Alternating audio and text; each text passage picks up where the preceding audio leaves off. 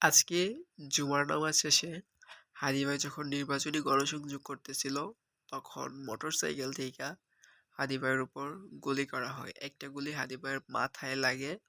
তারপর হাদি ভাইকে যারা বাজাতে আসছিল তাদেরকে লক্ষ্য করেও গুলি করা হয়েছিল, কিন্তু তাদের শরীরে গুলি লাগে নাই।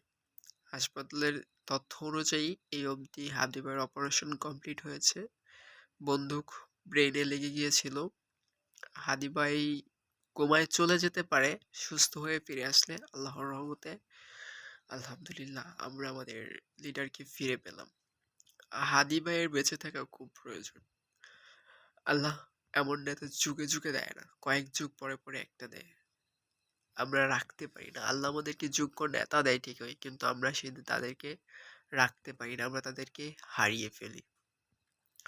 এখন মূল কথায় আসি। হাদি ভাই নির্বাচন করতেছে মির্জা আব্বাসের আসনে।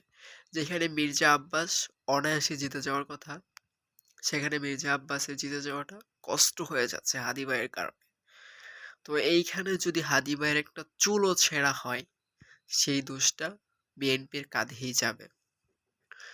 বিএনপির কাঁধে কেন যাবে সেই বিষয়ে পরে আসি। সেখানে যদি হাদি ভাইয়ের একটা চুলও ছেঁড়া হয়, সেই দোষটা সরাসরি মির্জা আব্বাসের কাঁধে যাবে। কেন? কারণ মির্জা আব্বাস যেখানে বিনা প্রতিদ্বন্দ্বিতায় জিতে যাওয়ার কথা, টক্কর ছাড়া, সেখানে জিততে হলে হাদির সাথে কঠিন টক্কর দিয়ে তাকে জিততে হবে। এই মুহূর্তে হাদির মাথায় গুলি করা হয়েছে, হাদিকে মেরে ফেলার চেষ্টা করা হয়েছে। এই দোষটা অবভিয়াসলি মির্জা আব্বাসের কাছে যাবে সরাসরি। সে অপরাধ করলেও যাবে, সে অপরাধ না করলেও যাবে। আমরা জানি না কারা অপরাধ করছে, আমরা শুধু এইটা জানি কারা ট্রল করতেছে হাদি ভাইয়ের বিষয়টা নিয়ে, কারা সেলিব্রেট করতেছে, কারা নোংরামি করতেছে। নতুন বাংলাদেশে কাউরে ট্যাগিং করতে আমরা চাই না। আমরা অনুরোধ করব আপনারা কাউরে ট্যাগিং করেন না। সঠিক তথ্য আজকে না হোক কালকে আসবেই আসবে ইনশাল্লাহ।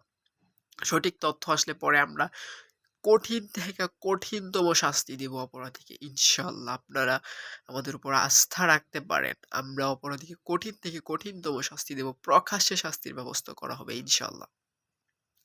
দেখেন, মির্জা আব্বাস বিএনপি মনোনীত প্রার্থী, তাই দোষটা বিএনপির উপরেও যাবে। বিএনপি চাইলেও এই দায়টা এড়াতে পারবে না, কারণ হাদি ভাই হচ্ছে এমন এক নেতা যে জুলাই অভ্যুত্থানের পর হাসনাত এবং হাদি উঠে আসা নেতা, যাদেরকে মানুষ নির্বাচন করার জন্য টাকা পয়সা দিতেছে। যেখানে এমপি প্রার্থীরা জনগণের টাকা দিয়ে, সেখানে জনগণ এমপি প্রার্থীকে টাকা দিচ্ছে। আপনি কি মনে করেন বিষয়টা? সেই হাদিকে গুলি করা হয়েছে। সেই হাদি কোন আসনে নির্বাচন করতেছে? মির্জা আব্বাসের আসনে। সরাসরি দোষটা মির্জা আব্বাসের কাঁধে চলে যায়। মির্জা আব্বাস বিএনপি মনোনীত প্রার্থী, তাই দোষটা বিএনপির কাঁধে চলে যায়। আমরা বিএনপিকে অনুরোধ করব, আপনারা এই বিষয়টা খামখেয়ালি হিসেবে নিয়েন না। আপনাদের অনেক ছেলেপেলে বিষয়টা ট্রল করতেছে এবং নোংরামি করতেছে, সেলিব্রেট করতেছে। আপনাদের কাঁধে এমনিতেই দায় চলে গেছে, আপনাদের উপরে এমনিতেই দোষারোপ চলে আসছে। সেই জায়গায় যদি আপনাদের ছেলেপেলেরা নোংরামি করে, তাহলে আপনাদের উপর দোষারোপটা আরো বেশি চলে যাবে। আমরা কাউরে দোষারোপ করি না, কারণ নতুন বাংলাদেশে কাউরে দোষারোপ করার কোনো অধিকার নেই।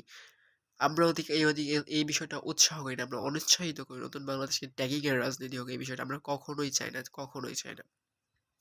আপনারা সবাই দোয়া করবেন আল্লাহ যেন হাদি ভাইয়ের সুস্থ করে দেয়। আর একটা কথা কি জানেন, হাদি ভাইয়ের মতো রাজনীতিবিদের যদি এই অবস্থা হয়, তাহলে আমাদের কি অবস্থা হবে তা আমরা জানি না। আপনারা সবাই হাদি ভাইয়ের জন্য দোয়া করবেন। দোয়া ছাড়া আর কিচ্ছু নাই।